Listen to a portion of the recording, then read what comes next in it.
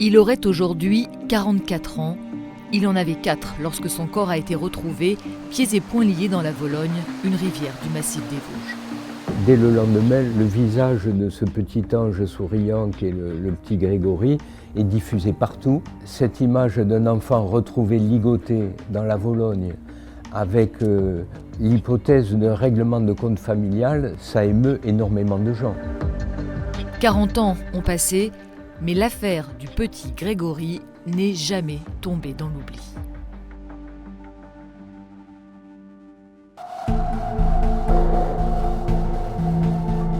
« 16 octobre 84, mort affreuse de Grégory Villemain.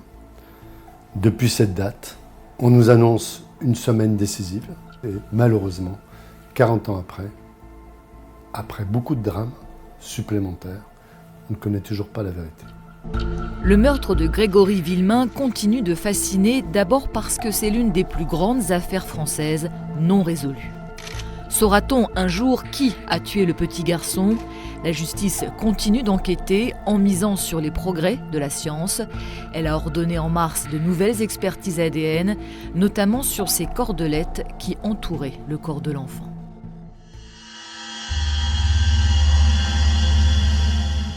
Je me suis vengé, j'ai pris l'enfant. Le 16 octobre 1984, un mystérieux corbeau appelle l'oncle du petit garçon. Le lendemain, les parents de Grégory reçoivent une lettre postée juste avant la mort de leur fils.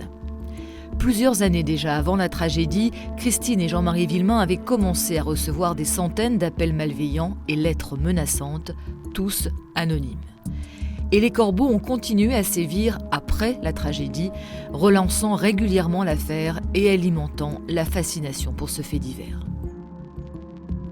Là, je compile un peu, si on peut dire, tous les documents qui sont parus sur l'affaire, avec bien sûr toujours donc, cette métaphore du corbeau. Ce corbeau qui à la fois donc, représente bien sûr le harceleur, mais qui représente aussi le voyeur. C'est le voyeur, le corbeau. L'un des corbeaux a été identifié l'an dernier, mais la piste a tourné court. Il s'agissait d'une femme fascinée par l'affaire, mais sans aucun lien avec elle.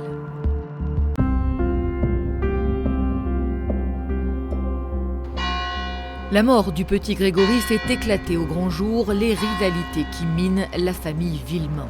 L'épanche sur Vologne devient un Dallas version France populaire, avec des clans qui se déchirent au fond d'une vallée où les secrets sont bien gardés. Les premiers soupçons se portent sur Bernard Laroche, cousin de Jean-Marie Villemain, dont il jalousait la réussite. Et c'est sa belle-sœur, Muriel Boll, qui n'a que 15 ans à l'époque, qui l'accuse d'avoir enlevé Grégory avant de se rétracter. Bernard Laroche a été inculpé le 5 novembre 84, mis en liberté le 4 février 85. 7 experts en écriture ont dit que ce n'est pas lui qui avait écrit la lettre du 16 octobre 84. L'alibi qu'il avait fourni a été vérifié. Le juge d'instruction a indiqué à plusieurs reprises que selon lui, il était innocent. Mais Jean-Marie Villemain reste, lui, persuadé que son cousin est coupable. 2 mois après sa libération, il le tue d'un coup de fusil à bout portant. Il sera condamné à 4 ans de prison ferme.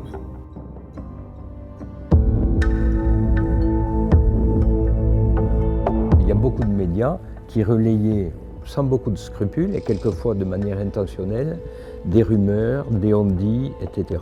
Il y a une espèce de mine à ciel ouvert d'attaques ad hominem qui nourrissent une certaine presse pas toujours très regardante et qui assez souvent déborde largement l'enquête.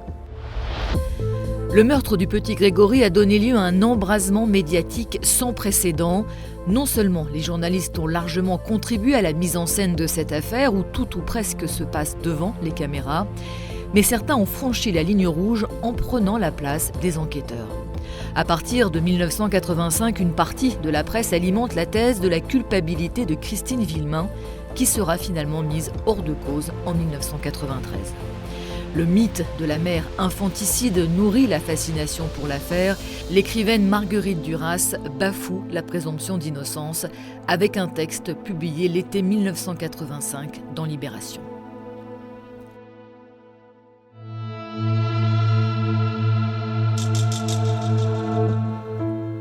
cette affaire va bien au-delà du simple fait divers, c'est enfin parce qu'elle est un retentissant échec judiciaire.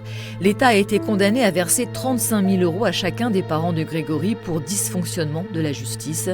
En 1984, le dossier est confié à Jean-Michel Lambert, seul juge d'instruction à Épinal. Il a 22 ans, c'est son premier poste et il va multiplier les erreurs de procédure. Fasciné par les médias, il va aussi parler beaucoup trop à la presse, révélant notamment que Bernard Laroche a été accusé par sa jeune belle-sœur en laissant celle-ci seule face à sa famille. Persuadé ensuite de la culpabilité de Christine Villemain, il la fera incarcérer en juillet 1985 alors qu'elle est enceinte de 6 mois. Décision vite annulée par la cour d'appel de Nancy. Quelques mois plus tard, le juge Lambert est dessaisi de l'affaire, mais ce démarrage raté continuera de peser sur l'enquête. Chacun dans ce dramatique dossier a des convictions sans tenir compte du dossier. Seul compte un dossier d'enquête et d'instruction. 40 ans après, lorsque des constatations matérielles de départ sont mal faites, dans une affaire criminelle de cette gravité, c'est toujours difficile d'avancer. En 2017, celui qui avait été surnommé le petit juge a été retrouvé mort chez lui. Il s'est suicidé après un énième rebondissement de l'enquête. 40 ans après, l'éponge sur Vologne attend toujours de tourner la page, mais l'affaire du petit Grégory attire encore les curieux. Même si tout de lui a disparu, son nom sur la tombe, son corps incinéré il y a une vingtaine d'années, et ses parents qui sont partis vivre loin d'ici.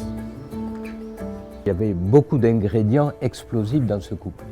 Et ils ont réussi non seulement à tenir le choc, mais même à se renforcer, puisqu'ensuite ils ont eu 3 enfants qui ont fait, d'après ce que je sais, de beaux parcours d'études.